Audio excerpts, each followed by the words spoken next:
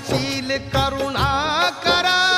महिमा तुझा अपार युगंधरा क्रांतीवीरा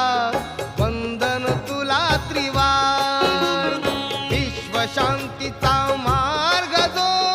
बुद्धाने दिधला त्या बुद्धाचा धम्म जगिया वंदनीय ठरला बुद्धाची ही अमृतवाणी करतो मी गुणगान